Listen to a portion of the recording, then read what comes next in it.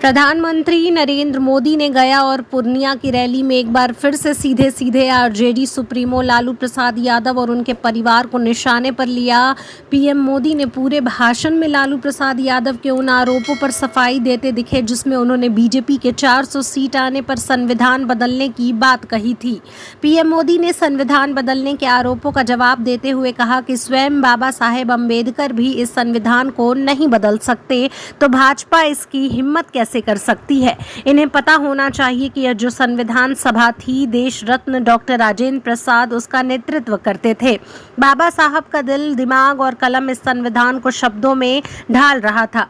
देश के गणमान्य लोग विचार विमर्श करते हुए, भावनाओं को समझते हुए इसका निर्माण किए। यह संविधान नहीं होता तो कभी ऐसे पिछड़े परिवार में पैदा हुआ गरीब का बेटा देश का प्रधानमंत्री नहीं बन सकता था। आपने मुझे सेवा करने का अवसर दिया। मोदी को देश के संविधान ने ये पद दिया है। डॉक्टर राजेंद्र बाबू और बाबा साहब अम्बेडकर, उनका दिया हुआ ये संविधान न होता तो कभी ऐसे पिछड़े परिवार में पैदा हुआ गरीब का बेटा देश का प्रधानमंत्री नहीं बन सकता था। अब वो पिछले 25-30 साल से एक पुरानी रिकॉर्ड घुमा रहे हैं। जब भी बीजेपी आगे बढ़ती है तो संविधान का राजनीतिक शस्त्र के लिए उपयोग करते हैं और झूठ फैलाते हैं। संविधान बदल देंगे, संविधान बदल देंगे। भाइयों बहनों, लिख के रखिए, मोदी तो क्या, बीजेपी तो क्या, स्वयं बाबा साहब आम्बेडकर भी इस संविधान को नहीं बदल सकते हैं। और इसलिए झूठ फैलाना बंद करो। और भाइयों बहनों, इनको पता होना चाहिए, ये जो संविधान सभा थी, डॉक्टर राजेंद्र बाबू नेतृत्व करते थे।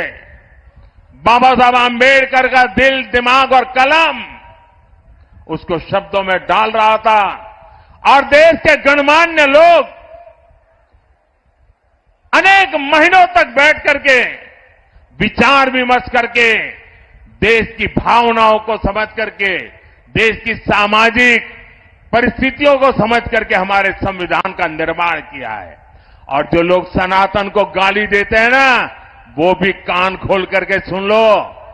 ये जो संविधान इतना महान बना है, ये जो संविधान हमें देश को आगे ले जाने की ताकत देता है, इस संविधान को बनाने के लिए जो संविधान सभा थी, उसमें 80-90% से भी ज्यादा, 80-90% से भी ज्यादा सबके सब सनातनी थे। और उन सनातनियों ने इतना उत्तम संविधान बनाने में बाबा साहब आम्बेडकर का साथ दिया है। और इसलिए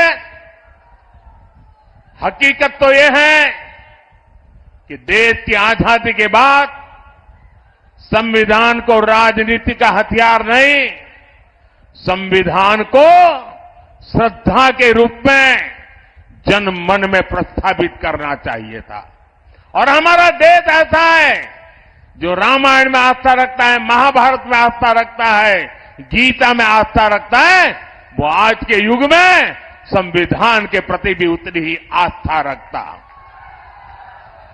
लेकिन आपने संविधान का राजनीतिकरण करने की कोशिश की है। हमने संविधान के प्रति आस्था पैदा करने के लिए लगातार कोशिश की है।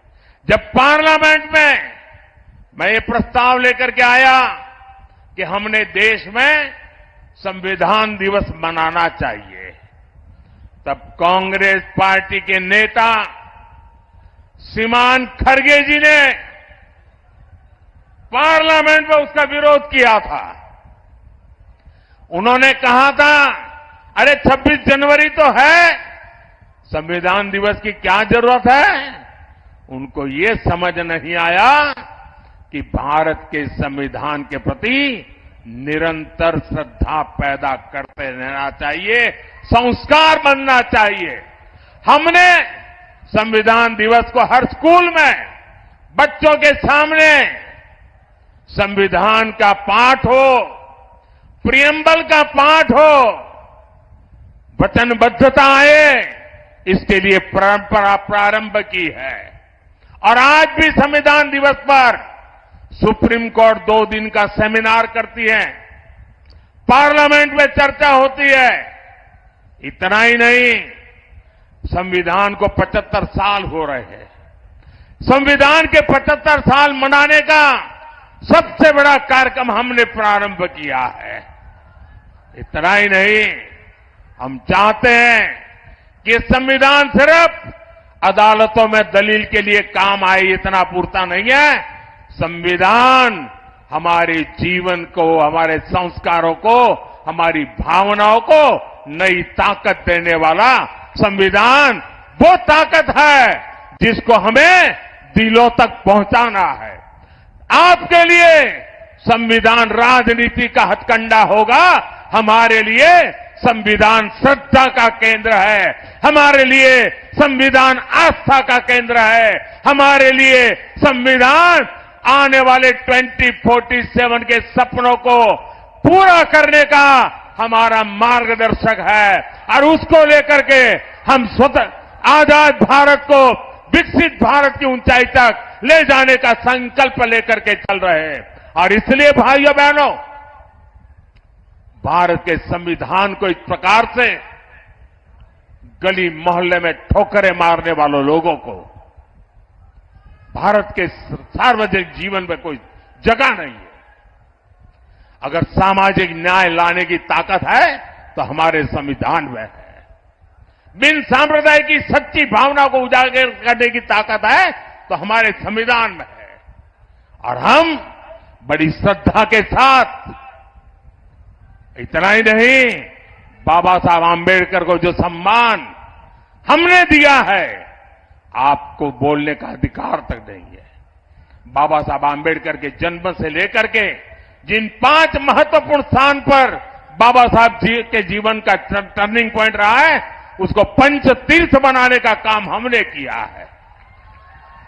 और इसलिए भाइयों बहनों, इन लोगों को जान के समझ करके ये झूठी बातें बताने वालों को हमेशा हमेशा के लिए चुप करना बहुत जरूरी है।